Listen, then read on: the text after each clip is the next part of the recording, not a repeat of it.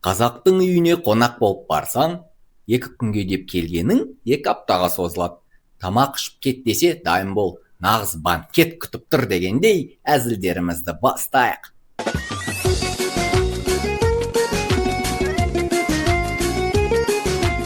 Бір подруга екіншісіне: саған толықсың деп кім айтты? Болды, қойшы, тыңдама оларды. 2 орынды ала сал да қасымызға келіп отыр.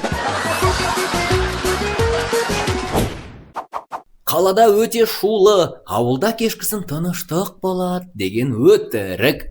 Бір жақта той, бір жақта мал іздеп жүрген біреу айқайлап жүреді ғой. Асаба: құрметті қонақтар, тойдың басталғанына 3 сағат болды. Енді ғана құда кіргіземіз. Қонақ: бәсе, бауырсақтан кейін 3 рет аш қалып едік.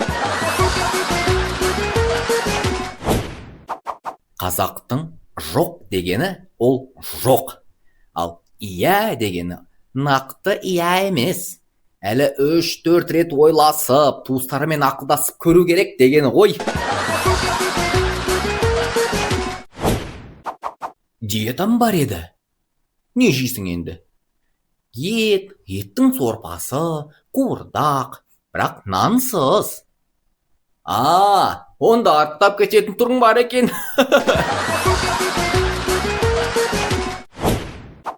Дүкенге шектен тыс толық бір ер адам кіреді де сатушыға айтады: маған лайықты жүзуге арналған шорты қарап көргім келіп еді. Сатушы: мен де көргім кеп тұр.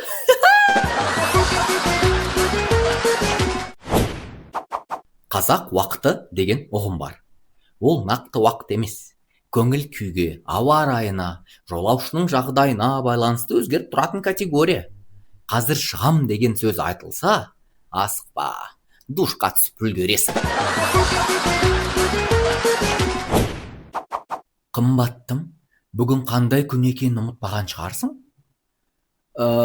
Бірінші кездесуіміздің күні ме? Үйлену тойымыздың жылдығы ма? Туған күнің бе? Әлде ажырасатын күніміз деп есептей берем бе? Таң, мереке күні. Күйеуі үйге құрғыл кіріп келеді. Әйелі: мен саған айттым ғой, ештеңе әкелмей-ақ қой деп. Күйеу: айттың ғой, сол себепті әкелмедім. Әйелі: сен солай ипотеканы да төлей бермей-ақ қой десе тастап кетесің бе енді?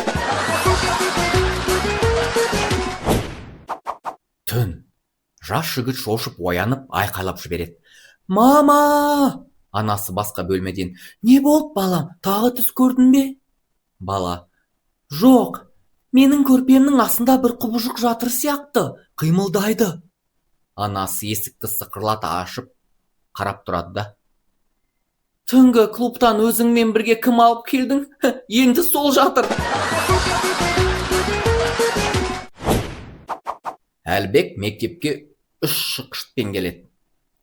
Мұғалімі: Әлбек, саған не болды? Не істедің? Кеше үйде ұйықтауға жаттық. Әкем: Әлбек, ұйықтап қалдың ба? Деп сұрайды. Мен: жоқ, ол маңдайыма бір шертті.